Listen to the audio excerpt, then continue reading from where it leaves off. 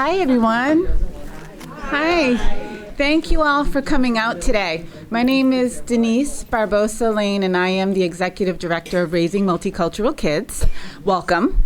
This One Book, One Town, One Easton project really became a vision out of the Easton Proclamation on anti-racism. That proclamation was signed earlier this year by prominent organizations within the town. The Town Select Board, Dottie is here today, the Easton Police Department, the Ames Free Library, the HRC, Raising Multicultural Kids, the school committee, and the superintendent of schools all signed this proclamation. And we didn't want the proclamation to just sit in a room or on a piece of paper. We wanted it to be a live, a living documentation. So this vision came, One Book, One Town, One Easton. And we came together and decided on this book called Listening is an Act of Love. And Listening is an Act of Love really is a series of short stories, 49 of them, about Americans, your average American, and what we all have in common. In this book, there are sad stories, there are happy stories, there are stories of courage and stories of despair. But it all ties us together because we are truly all human. So without further ado, we're going to go ahead and get started.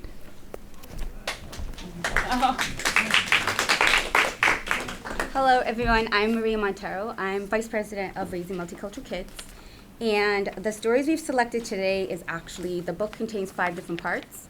We chose 3 of them. The first one's going to be on home and family, the second, history and struggle, and then our last, work and dedication.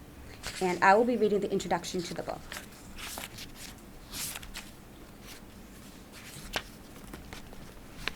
StoryCorps is built on a few basic ideas.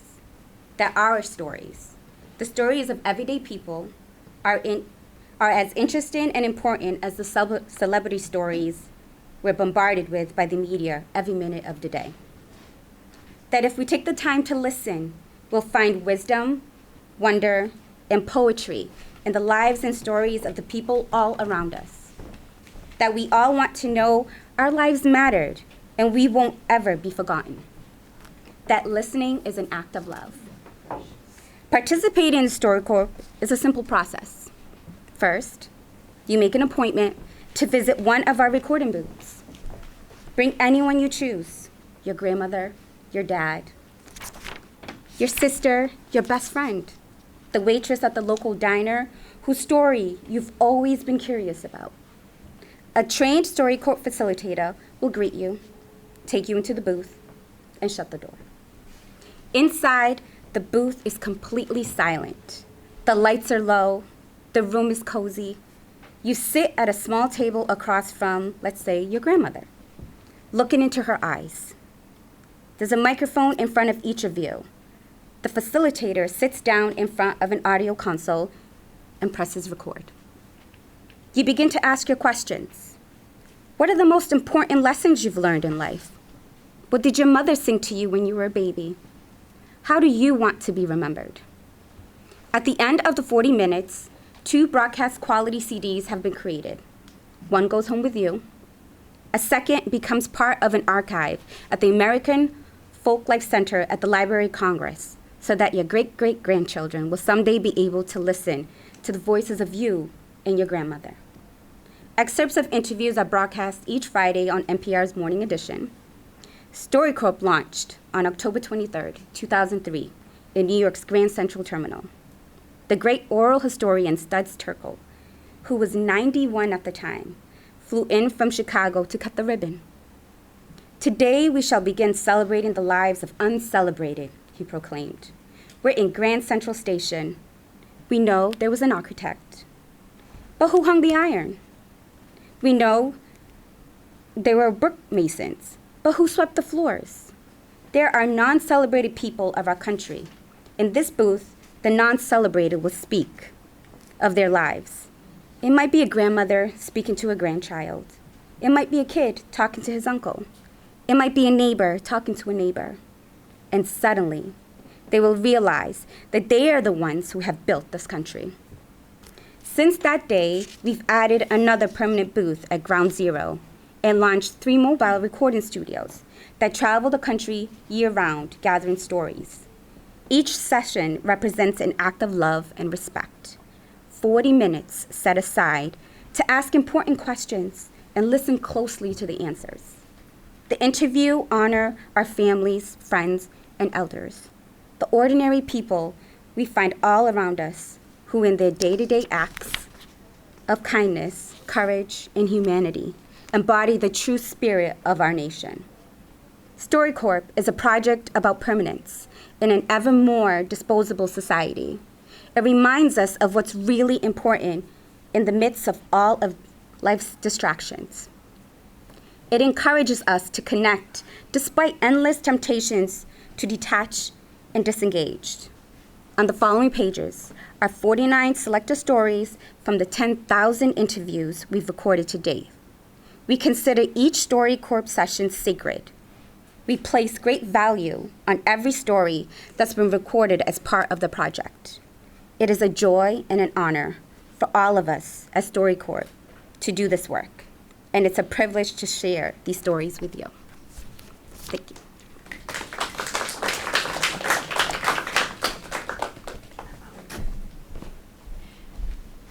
Hello, I'm Kathy Foster. I'm going to do the introduction to the first section of the book. This section is home and family. So let me read this. When StoryCorps launched, I wasn't sure the interviews would resonate with anyone other than the participants and their families. I also suspected they would hear the same stories repeated over and over again.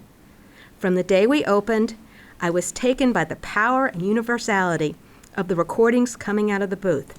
Most StoryCorps interviews revolve around 3 great themes of human existence: birth, love, and death.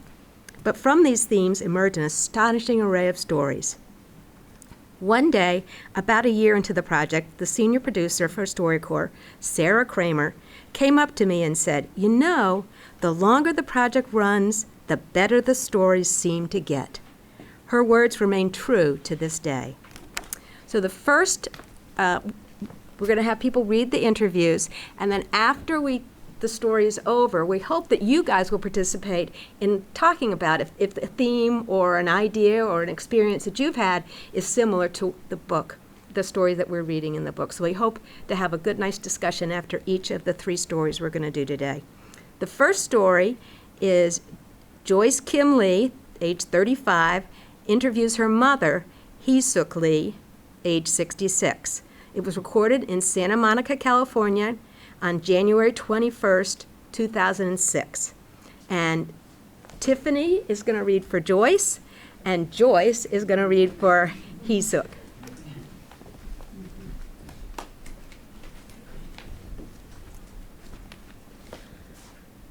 My friends who have parents who are Korean immigrants, they've never actually seen their parents hug or kiss or show affection towards each other. So I think it's pretty unusual for a first-generation Korean couple to be so affectionate. Can you tell me where you learned this from? Yes, that is a very important story. When I started going to church, I met an American missionary couple. They were in their 60s at the time. Of course, they are now both of them in heaven. They started an English Bible class at their house with 40 or 50 young college students. And as we sat there in the living room, we were not only learning the Bible, but we were observing their life together. When I see them, they always say, "Honey, I love you," and "Honey, thank you." And when the wife brings some tea, he grab her arms and kiss her. And then when she started washing dishes, the husband was standing beside and drying. Wow, they are so happy, always smiling. When it comes to my family, my mother, she served her husband, my dad, like a king. I never heard Dad say, "Thank you," or "I love you." Never heard that in all those years. So I decided when I get married, I want to be a happy, sweet couple, like Missionary Friend. So of course, when I come to the United States, I'm married to typical Korean husband. I said, "Honey, I love you." and typical man, just sitting in the living room and reading a newspaper, didn't respond. So I said again, I love you. He said, okay. And I wasn't satisfied with that answer. So I said, I love you. And he said, oh, me too. I said, can't you say I love you too? And at first he said it was hard. He's not used to expressing. So the next day, I love you. He said, same here. So I said, I love you, until he responded, I love you too. And later on, it wasn't difficult. He just said, I love you too.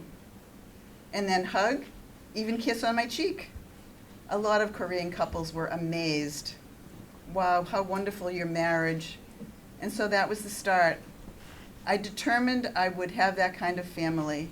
Very sweet expressions of love, appreciation, happy, happy family, which now we have. You approve, right? Yes, I love it. Do you have any advice for young couples? I practice 3 phrases to use a lot in your good, happy marriage. First, express to each other, I love you, honey. The second phrase is thank you. A lot of times you just take for granted. For example, Dad takes all the garbage out. It's his job, but I always say, thank you, honey, for taking all the garbage out. Every little thing, express your gratitude. And I cook all the time. He always say, thank you, honey, for your good cooking. And I really enjoyed your meal. It was delicious. You know, that kind of thing is very important. Appreciate each other. And the other thing is saying sorry. I'm very sorry. Sometimes men make a mistake, and in men's pride, they don't want to admit they made a mistake. And a woman, they are sensitive to say, I'm sorry. But we practice a lot. Honey, I'm sorry. It was my mistake. I misunderstood. And then, okay. Just say, I'm sorry, and then you will overcome the crisis of the husband and wife fighting each other. When you say, I'm sorry, that's the end of it. So, did you find anything interesting or moving about the story? Care to share any of your thoughts? He would never say love me. Every time we go to bed at night time, I always say I love you. Nothing. Took over a year before he finally said that. To him, it meant that if I come home to you, that means I love you. That's the way he always looked at it. Oh well. Then finally he did say I love you, but it took him a while. Yep. It's good that you kept at it like she did. That's right. You could have written a story. Anyone else? No, I mean, I think it makes for a happy home to have those little things that just every day could be missed by somebody. But if somebody's appreciating everything that you're doing, be it saying I love you or, doing little acts and saying sorry is a huge one. So no, I think it definitely relatable. Yeah. I think I appreciated too the fact that she noticed she wanted her life to be different than what her parents' life and the people around her was like as well. So last question, what do you think makes a successful marriage? I really liked the emphasis on the quick I'm sorry, and not just that, but then the response, the acknowledgement that someone said they're sorry, and then the okay, like just that back and forth, and as she noted, can save so much strife and stress. Great. Anyone else? Like, Kathy and I have been married for 42 years, and one thing I always say is the importance of compromise.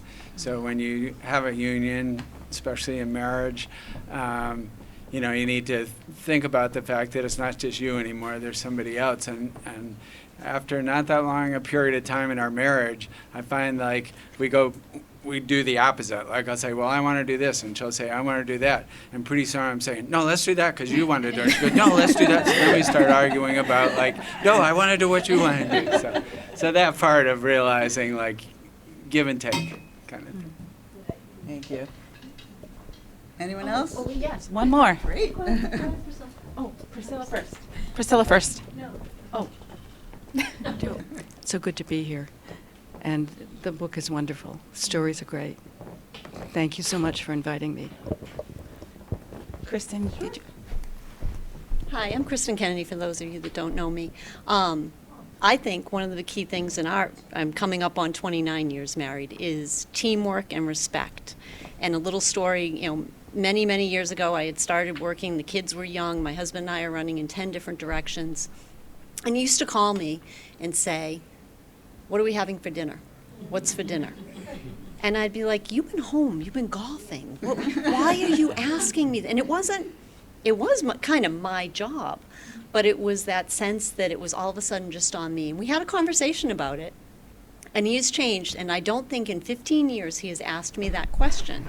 He has rephrased it to say, "Is there something you'd like me to do to help dinner get ready? Is there something you'd like me to pick up? Is there something you were planning?"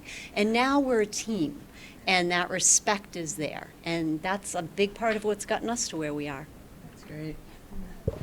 Thank you. We are going to just take a short break, and then we'll resume.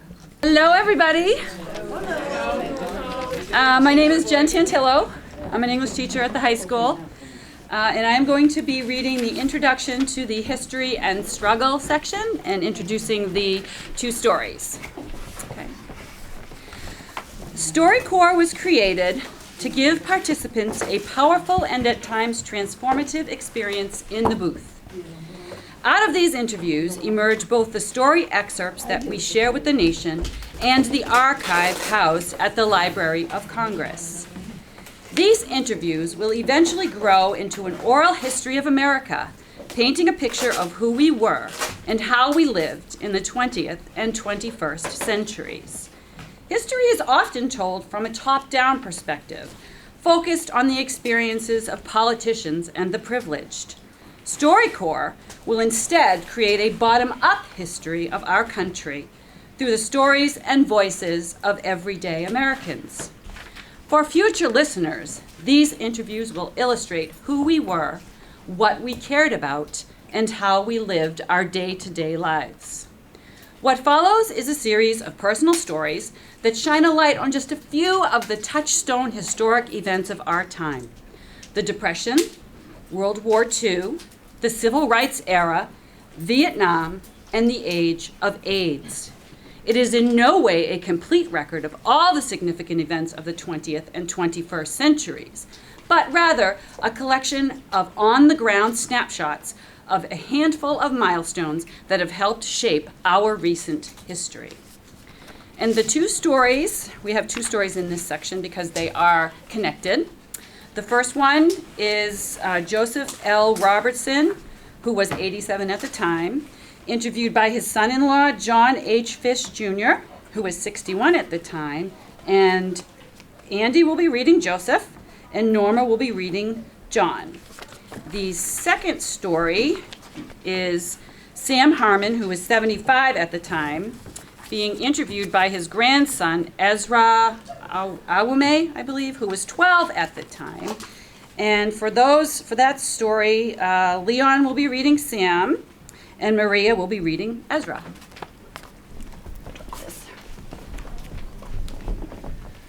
This is a heavier story, so just be prepared for that versus what we just read. Over the years, you mentioned how you enlisted in the Army before World War II as a young man. Not quite eligible and not quite old enough. I went to Fort Bragg, North Carolina, to visit my brother who was in the service. His CO asked me, "Why don't you join the Army?" And I said, "I'm not old enough. I'm only 16. He said, "I heard you. You're 17. It's what you have to be." I said, "No, I'm 16. He said, "That's right. I heard you. You're 17. So the next day I was in the military service. 4 years after I enlisted, war broke out, and we were mobilized the next day. I was with the 13th Reconnaissance Troop, 13th Infantry Division. I was the only one who wasn't killed, captured, or wounded. We were scheduled to land on D-Day, but the 29th Infantry Division ahead of us had a terrible time landing, and we didn't make it in. We went back up to the ocean and spent the night behind the battleship Texas, because we were a little landing craft with no weapons except for one machine gun. And once you got on the beach the day after D-Day, what happened then? Well, the Germans were good at firing on vehicles. They knew exactly where your fuel tank was, and so they hit the fuel tank. Our armored car blew up. killing the lieutenant, the gunner, and the radio operator immediately. It was on fire. The driver was pinned in and could not get out. So all he could do was scream for everybody, "Someone, please shoot me." 3 people shot him. We had to. And one of the stories that you talk about is about the young German soldier from the Hitler Youth. Well, the platoon sergeant from the infantry had killed so many of these kids that he was losing it. He was crying like a baby himself. One of his friends came up and took over his machine gun, a .30 caliber. They kept coming straight. They didn't veer left. They didn't veer right. Although everyone in front of them was going down dead, they kept coming, and he kept shooting them. He left, and one of his friends took his place. The German kids were Hitler Youth, all dressed in their black SS uniform. They were aged 12 to 14, and they didn't know how to stop. One of them was coming out of the woods. I hid behind a tree that was knocked down. I could see the Germans in the woods across a big field and saw this young kid crawling up a ditch straight toward my tree. So I let him crawl. I didn't fire at him, but when he got within 3 or 4 feet of me, I screamed at him to surrender. We all used the same word, kamerad. And instead of surrendering, he started to pull his gun towards me, which was instant death for him. This young man, he was blonde, blue-eyed, fair-skinned, so handsome. He was like a little angel, but I still had to shoot him. And it didn't bother me the first night because I was so tired I went to sleep. But the second night I woke up crying because that kid was there. And to this day I wake up many nights crying over this kid. I still see him in my dreams, and I don't know how to get him off my mind. July 17th, 2005.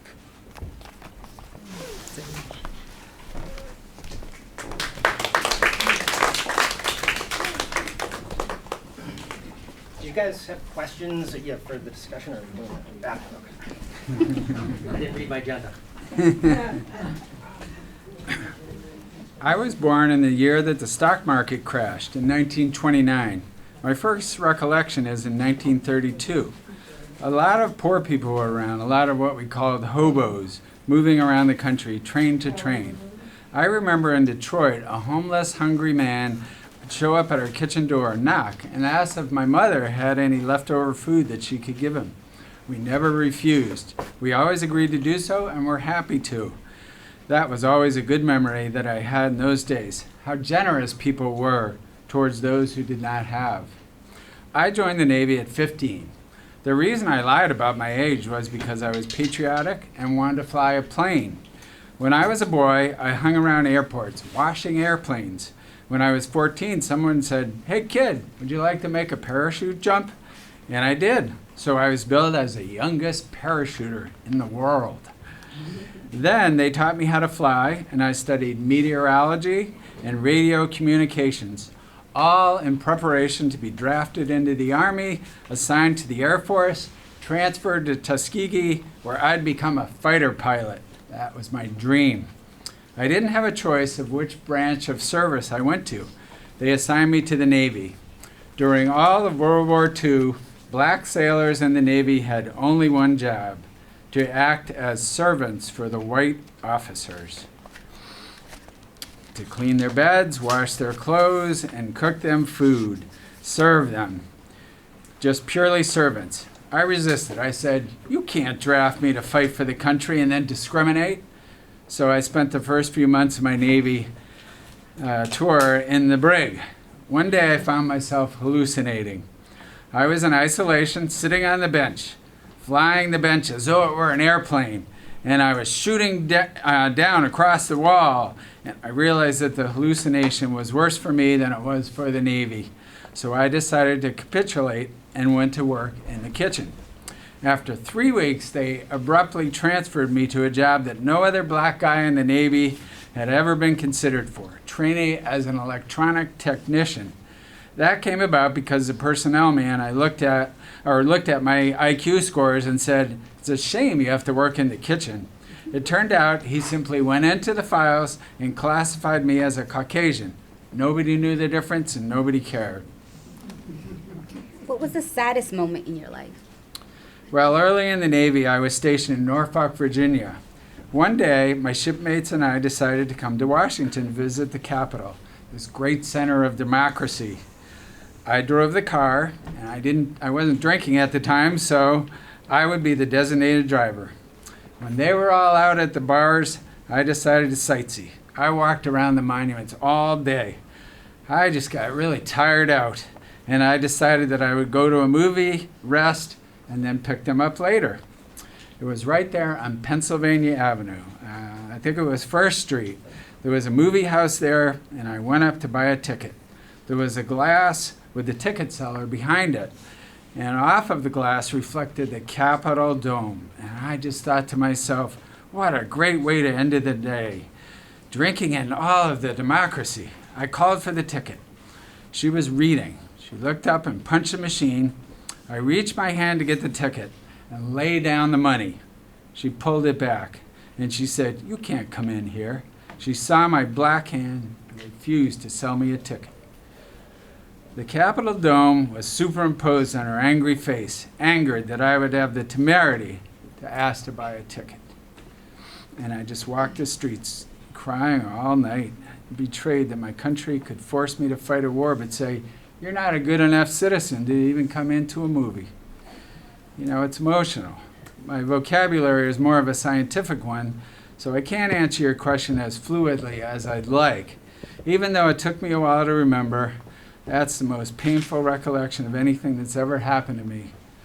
The saddest moment, without any exception. That was in May 19th, 2005.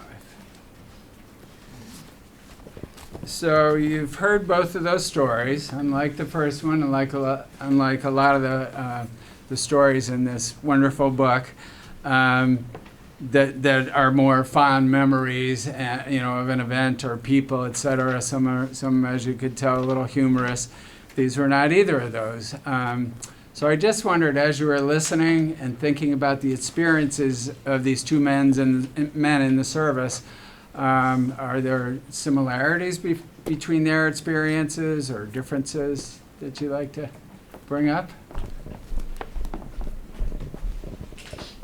What struck me was that they were both kind of tales of like the cognitive dissonance that can happen when you are expecting one thing. Like in the first one, I think that man probably would have associated a 12 to 14-year-old with very different activities than being shot by himself, and seeing him in that way. And in the second story, the idea of the capital of all things and the center of democracy and all that soldier associated with that, then turning into just an experience of the opposite in his mind. And I feel like that's something that resonates with me. Like I have not served. I have family members who have, but I have not served. But just that dissonance that can happen when you have something built up as a very positive, and then you deal with not just the event itself, but the surprise of having such a negative experience.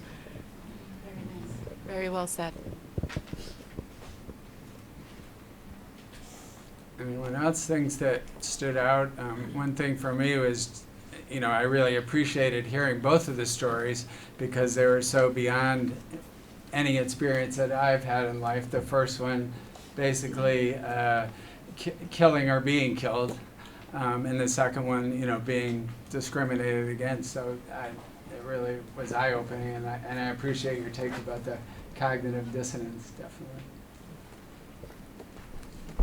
I'm thinking that, and this doesn't appear to be working too well, the microphone.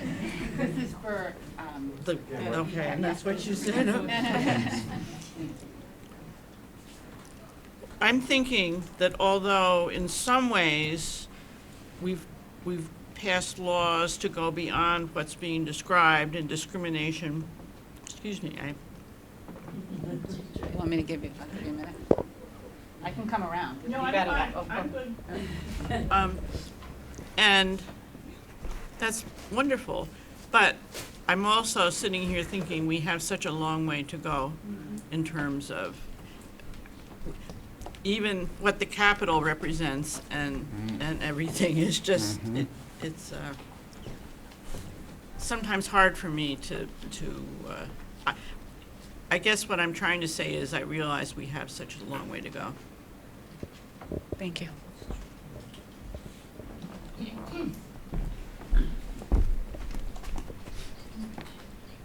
My father was a very proud man, and he had no problem in stating that to him there was no difference between the color of your skin. He said everybody bled red, and that's the way he felt. He had no problem with black people. He was in the military. He joined when he was 16, and he did 4 years, and then he rejoined when the war came, and then he finished out as a retirement with the reserves. And he was a wonderful man, and he had a heart for people. And although he never had an expensive job or did anything, he did make his mark in the military. He was in charge of rescuing injured people on the field. He didn't shoot anybody, as far as I know, but he rescued people, and he was honored at a military service during the war, and he got a significant increase in what he was labeled as, and he went up to a sergeant, and he saved 12 injured people. They were surrounded by the Germans, and they had to get out, and he rescued the 12 men. He took them across the line to a safe place, and I think that's pretty brave. Yeah. He sounds like an amazing human. Anyone else?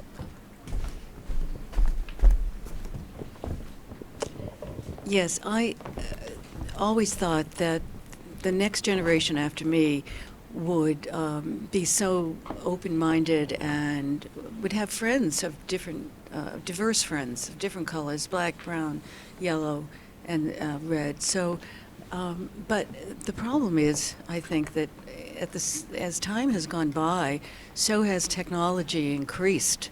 So many of the white kids of the generation that I thought was going to save the world from all this discrimination has been able to influence.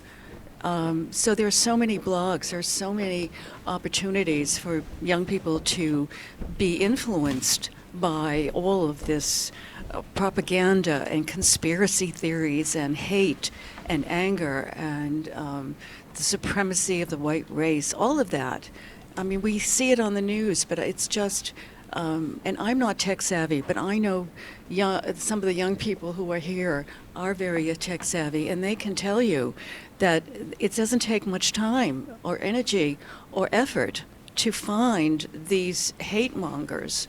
And so they can be really influential on young minds. And those young minds grow up to be 18, 20, 25, and they start marching and have torches and start fomenting violence. So I just think that my dream of a racist-free society has been prolonged because of the technology. My thoughts. Thank you, Priscilla. Anyone else? Just real quick. You can probably hear my big mouth from over there. I know I'm loud. When I was reading these two stories, I was struck just by the way that we define trauma, and especially when you're thinking about somebody who is engaged in combat. And sometimes it's not necessarily being wounded yourself. Sometimes it's something that happens, related to your service. The second story especially, that obviously was a traumatic event that he just never got over. And I wonder, how many other stories, like that are out there. We all, I'm sure, have some sort of trauma in our lives, right?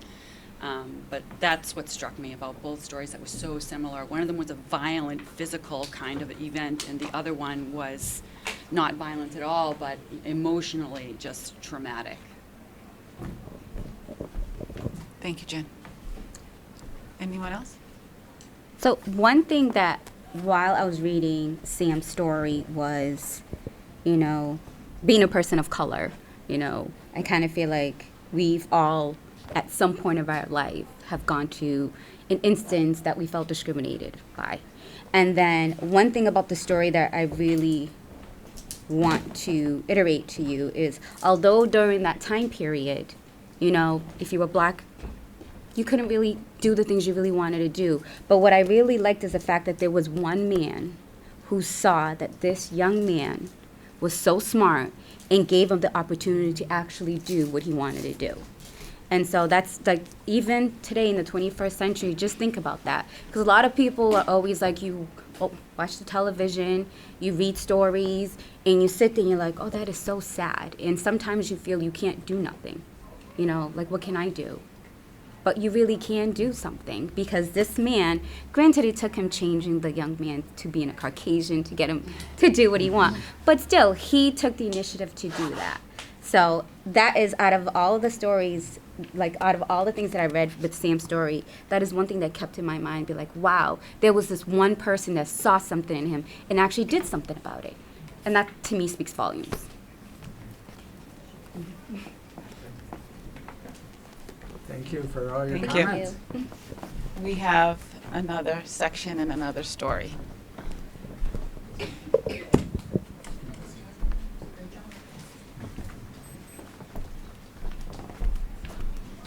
I think we all of us that have read this story personally love this section in this story. We wanted to end on a lighter, happier note, so let's go there. So this section of the book is called Work and Dedication, and this is the intro to that section. Facilitators are both the core and corpse of StoryCorps, the project's frontline workers and ambassadors who accompany participants through the interview process. The qualifications are simple. They must be extraordinary listeners and have a quality about them that puts people at ease. Facilitators are hired for a 1-year term and then typically spend 9 months working in New York City and 3 months on the road with one of our mobile booths. Any number of facilitators have told me that the most important lesson they have learned over the course of their service has to do with judging others. Never assume from how people look that you understand who they really are. Many also say they've come to recognize a simple truth, that people are basically good. At the end of the facilitator's 1-year term of service, they're sprinkled back out into the world, having recorded hundreds of stories and listened in on the wisdom of humanity. Oh, sorry. I need to introduce. So reading the story of Ronald Ruiz, age 57, interviewed by facilitator Brett Myers, is Dottie Fulgenetti.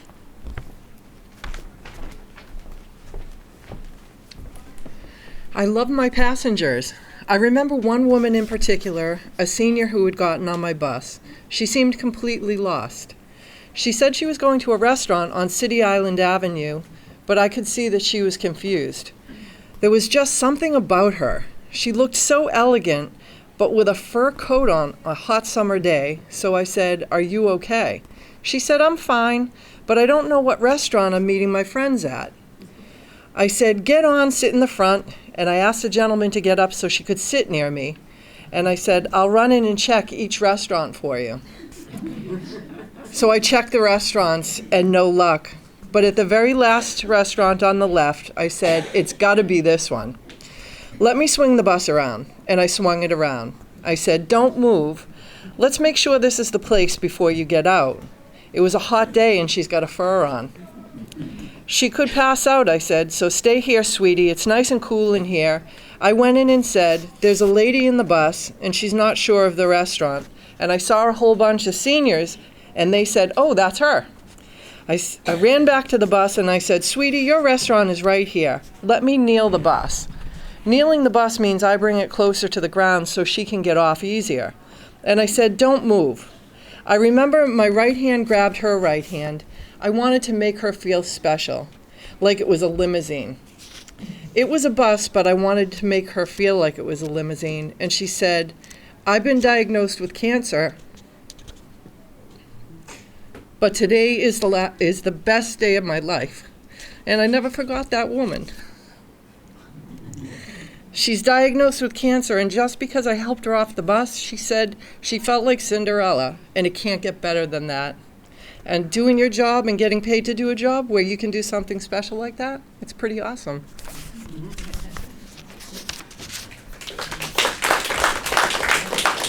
So, as you can probably feel, it resonates with me that somebody could get that kind of a diagnosis, a family member. And just wondering, does anybody here have that kind of an experience, or do you know somebody that's a bus driver or a service person that really could be that point of contact to somebody on a day when they really need it?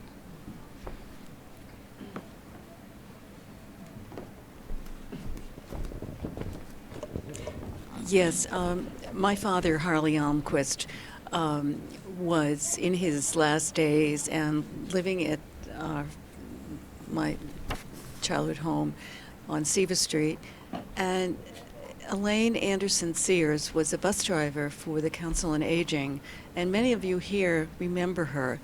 And she would come up to the door, and she would escort my father, hold his arm, and bring him to the bus, help him get into the bus, help him sit down, and she was just so kind. Now, she and my dad are related, but I don't think that had anything to do with the fact that she was so kind and considerate. And it was about respect, too.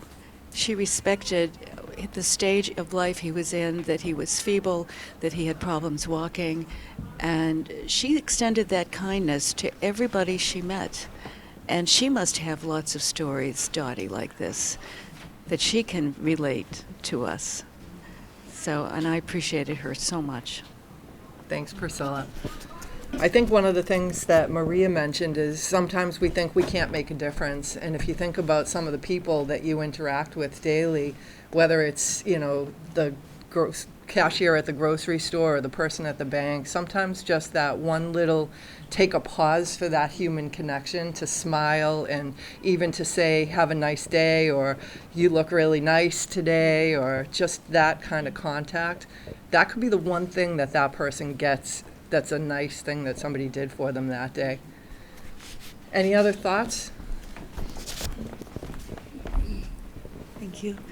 Yes, I remember reading that story and it resonated with me.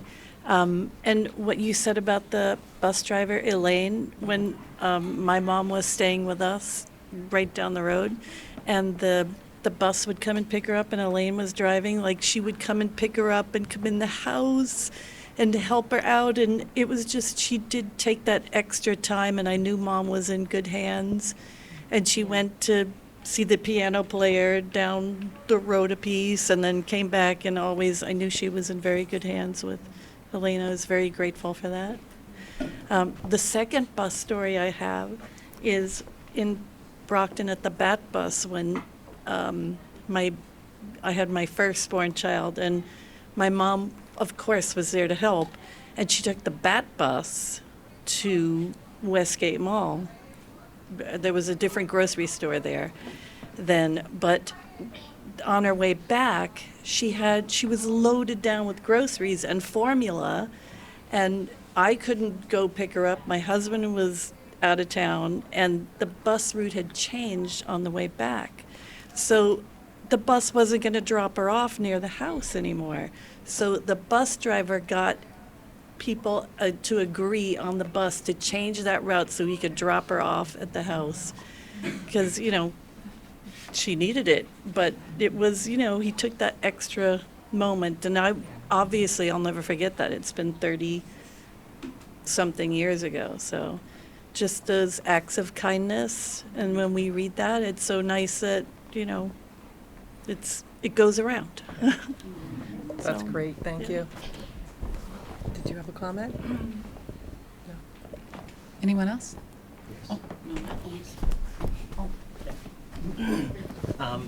What I liked about it, and this isn't a bus story, but it's just how on any given day you could run into somebody who it could be the worst day of their life. They've just gotten the worst news ever. And it costs you nothing to put that little extra effort. And we're in a room full of people who put in that extra effort just because. And the difference that you can make in someone's world, you know, that's so long lasting. And then that person goes in with her friends and she's so happy. And it's a very contagious type of experience that it takes you no time, no effort to do it. And, you know, even if you're at a checkout and someone's rude to you, and I do this in front of my girls, so hopefully they understand that, is, you know, asking them, are you okay? Did something happen? Just instead of snapping back at them or being, you know, you're so rude, just like take one extra second, and then you can see them turn around completely, and just how different they are and how different their day can go. But it's just that extra little time that can really make that difference, so. Thank you, Andy. I just wanted to give a big shout out to the school bus drivers. And so many of us take them for granted. And when you see day to day how they get to know every kid on their bus route, they'll notice if that child is absent that day, when they come back, what went wrong. A few years ago, I had an incident with my granddaughter who fell asleep on the bus and missed her exit and had to be returned to her original school. And then we were away in Boston, and this lady next to me was kind of a savior because I had to get in touch with Nancy to see if possibly she could go to the school to pick up Lavender. But then it turned out that we did get back in time, and one of the school secretaries had stayed long past the time when she was allowed to leave or should have left, so that my granddaughter would have somebody with her by the time we picked her up. But I just find that as one little example of what they do every day, and it's so appreciated, and yet they're really unsung heroes. That's a great story, So Norma. true. So true.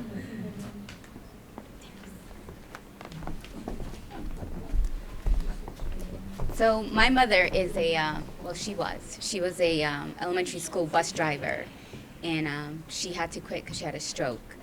But she always used to volunteer to do the weekend or Friday trips for like the elderly people. And she lived alone. And one thing that she used to always come home and tell me, she always come home with a big smile on her face.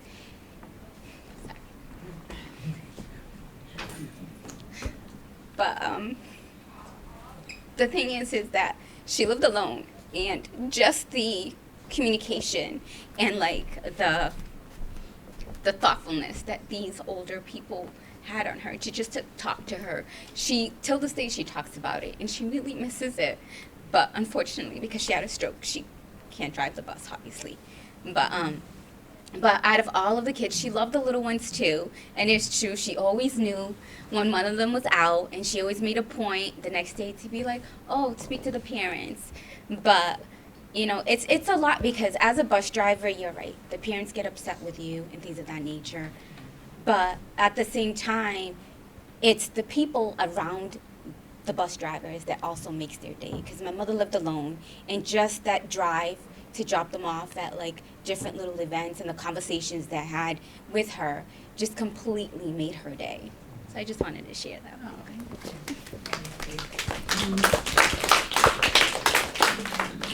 Anyone else?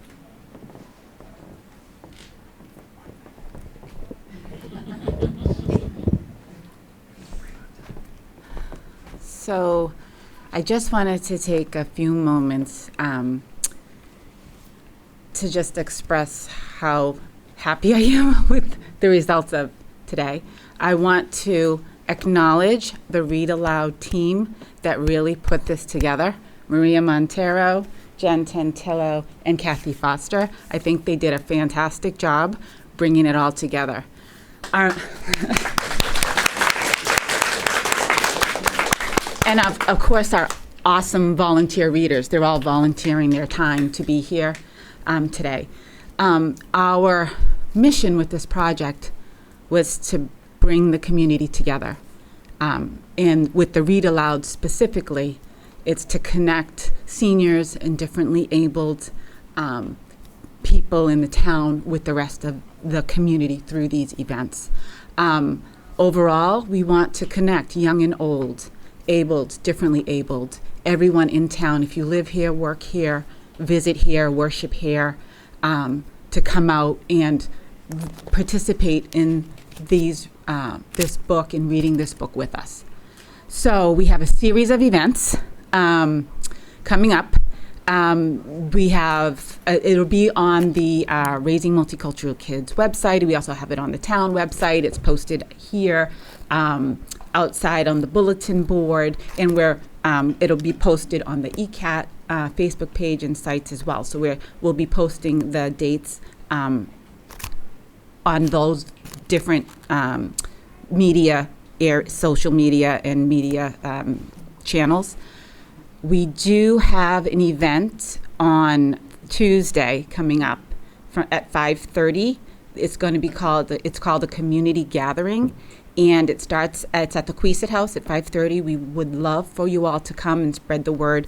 We would like registration for that event as well, so we can get that information out there. If you go to our Facebook page or see us, and we'll figure out how to register you. Because again, we'll have food at that event as well. Any questions on any of that? Okay. And we are coming back here. We are coming back here. Is that August 12th? I think it's August 12th. We come back here. So we'd love to see you all again. Tell your friends to come out. On this back table, we actually have copies of the proclamation on anti-racism if you'd like to take one and sign on to the proclamation. We also have additional flyers that Maria printed for the events, and you can take one as you go. Maria, do you want to add anything? The other thing about the event that we're having at the Queesit Garden, we're actually having a panel. And some of these stories, especially with Fire and Water, which are stories that talk about Hurricane Katrina and September 11th. So we've confirmed that we'll have a firefighter and a police officer on panel. So it's going to be slightly different than what it is here. But again, we're going to have food. There's going to be lots of people. And we hope that everyone who attended today will also make, if you can, come out on Tuesday from 5:30 to 7:30. But thank you so much. This means a lot to all of us who put in this work for this. So thank you. And one more thing, I almost forgot. So the town has a project. It is the 300th year anniversary of the town. And the goal of the town, this project, is to record the stories of the people of Easton.